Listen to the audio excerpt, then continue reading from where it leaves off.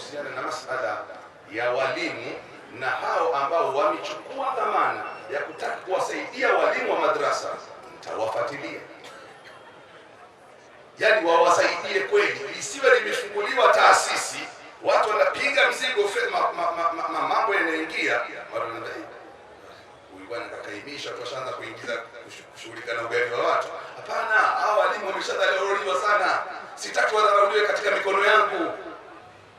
La, ifikie wakati dini iwe dini, virabu vya mpira viwe virabu vya mpira. Dini iwe dini na virabu vya mpira viwe virabu vya mpira.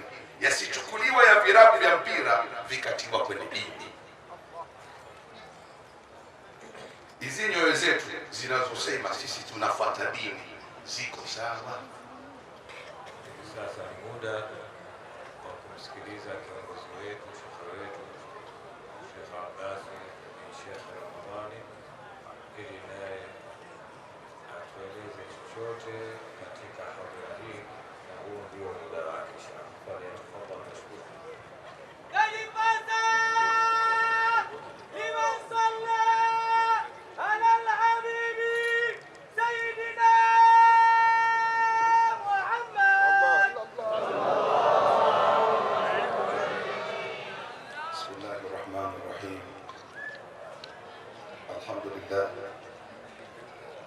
والصلاة والسلام على رسول الله سيدنا ومولانا محمد بن عبد الله صلى الله عليه وسلم.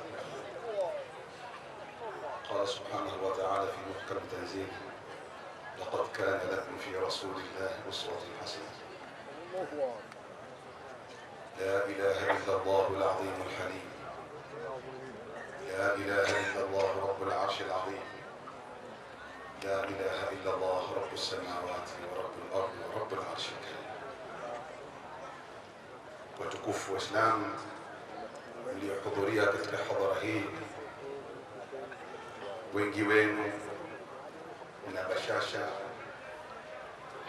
ya kutaka kunisikiliza, lakini kwanza kuliani kwangu nifanye utambulisho, japokuwa mnawajua, lakini kwa heshima na taadhima wazee wangu walionisomesha, Sheikh Hamid Mas'ud Jongo, mjumbe wa baraza la ulama na imamu mkuu msikiti wa Mnyema, lakini pia kuna nasab mimi na yeye ya ukaka ya ibn ami baina yangu na yeye.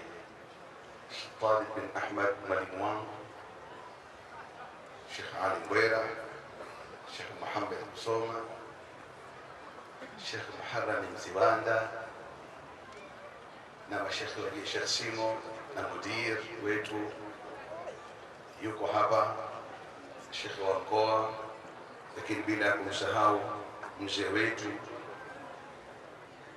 mwalimu wetu, shekhe letu, nguzo wetu iliyobaki katika tariqatul Qadiriyya, Sheikh Ali Muhyiddin al-Qadiri, Mwenyezi Mungu akujaze kila la kheri, na mashekhe mbalimbali wa kata, mashekhe wa wilaya.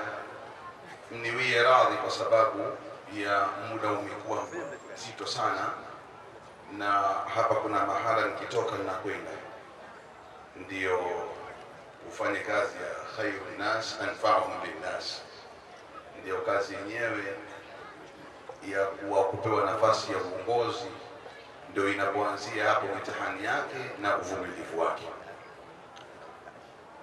Maneno yangu kwa siku ya leo, kwa kuwa wakati umekwisha, nitoke na hadithi hii: inna fil jasadi mudghah idha salahat salaha al-jasad kullu wa idha fasadat fasada al-jasad kullu ala wa hiya al-qalb. Twendeni na dini tutakavyokwenda nayo, lakini tuziangalie nyoyo zetu zipo kwenye dini. Dini isifikie pahali ikawa kama klabu za mpira. La, ifikie wakati dini iwe dini, virabu vya mpira viwe virabu vya mpira. Dini iwe dini na virabu vya mpira viwe virabu vya mpira.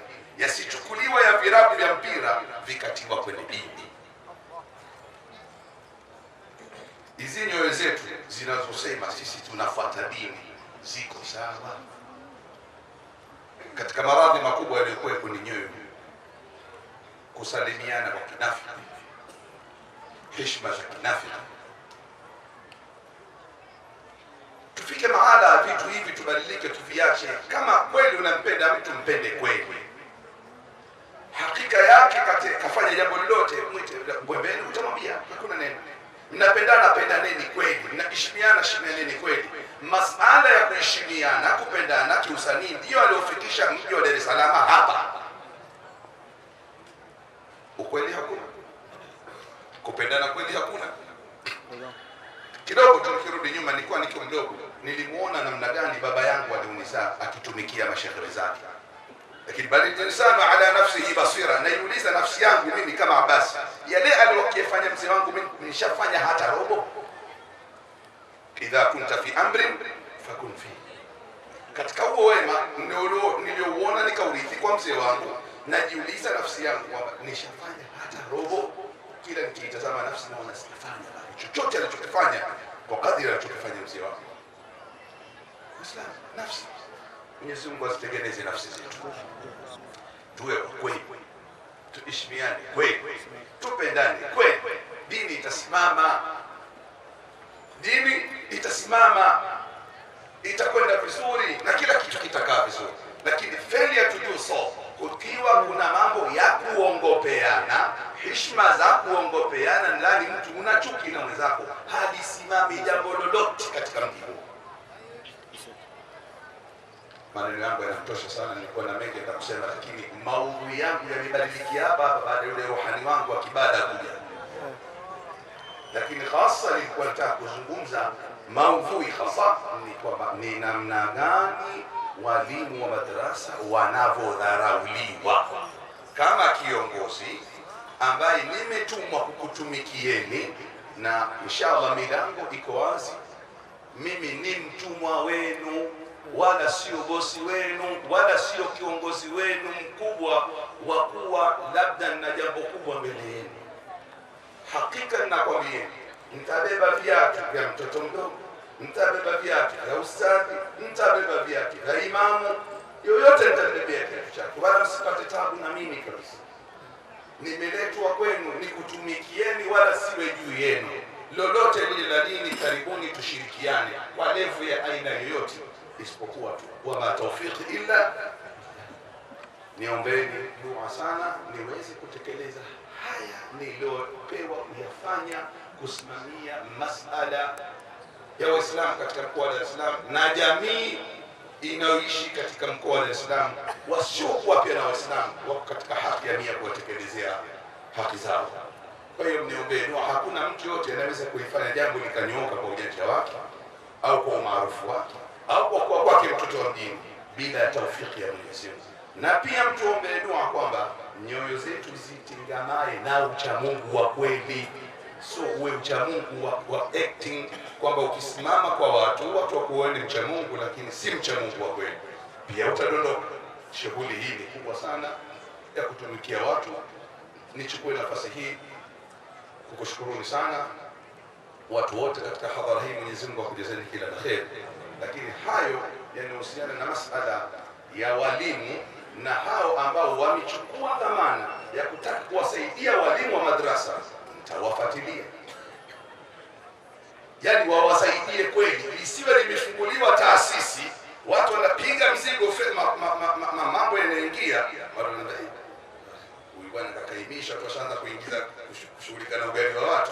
Hapana, hao walimu wameshadharauliwa sana, sitaki wadharauliwe katika mikono yangu.